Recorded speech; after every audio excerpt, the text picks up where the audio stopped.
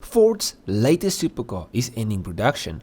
Now Ford is sending off their only current supercar with two special limited edition versions, the road-going Ford GT40 and the much more extreme GT Mark IV. Now today we will focus on the Ford GT Mark IV. This thing looks insane. Park this thing next to any normal GT and the GT will look boring in comparison.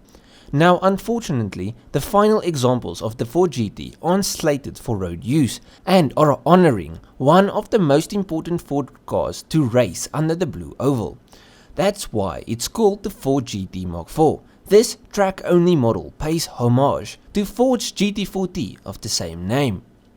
Now for those of you that don't know, this is the Mark IV, and one of the reasons why it's so special in the world of motor racing is that they only ever ran the Mark IV in two races, the 1967 12 Hours of Sebring and the 1967 24 Hours of Le Mans, and it won both events, so it's a pretty cool car. Now with this all new track-only GT, Ford increased the displacement of the twin-turbocharged 3.5 litre V6 and the engine now makes more than 800 horsepower, which is at least an extra 140 horses compared to the regular GT's 660 horsepower figure. The 7-speed dual-clutch automatic transmission from the standard car has also been thrown out and replaced by what Ford describes as a proper racing transmission. It doesn't stop there though. Ford wanted to make sure that this thing could handle around the track.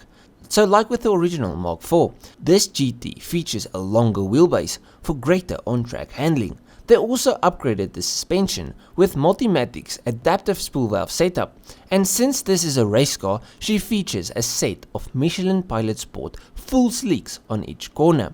Now this longer body is completely built out of carbon fiber, and the carbon body has been completely reworked for the Mark IV from the normal GT. All the aero elements appear to have been dialed up to 11. I mean, just take a look at this thing. In the front, you will find a massive lip with a set of canards. On the sides, there's a bunch of vents to help with air pressures in the wheel wells, and in the back, there is a massive diffuser with a worthy fixed wing. Now Ford didn't say how much downforce she produces or anything, but I feel like it's fair to say that this thing will stick to the road like a chappy to air. Now as I'm sure you have seen, the normal headlights that you would find on a GT have been replaced on this version with a set of super futuristic looking beamy headlights. You see, for road use you need the big lights, but since they don't have to pass all of the road regulations and stuff, they could change the lights. I wish they could all have these lights, it looks awesome. But I guess being able to see is probably more important. Anyways, what does it take to own one of these? Well, first, the car has a starting price of $1.7 million, but even if you had the money, that doesn't mean that you could get one.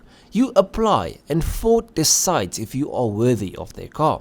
Now, they will make 67 of these, and for the 67 millionaires that do get approved, their cars should start arriving in the spring of 2023.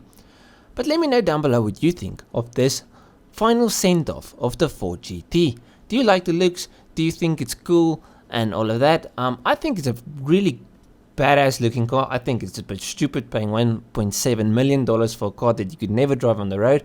And I honestly think most of these, if not all of them, will just sit in a garage and like go up in value, be investment cars. I don't think much of them would actually be driven because they are rare and stupidly expensive. So why would you put that amount of money in like jeopardy and take it around the track? So it's kind of pointless, but it is cool. And yeah, if you guys enjoyed this video, please leave a like and subscribe to the channel. I've got many more correlated stuff, so if you like cars, this is the place to be. Just go through my channel, see if there's something else you like. I'll check you guys in the next one. Cheers, eh?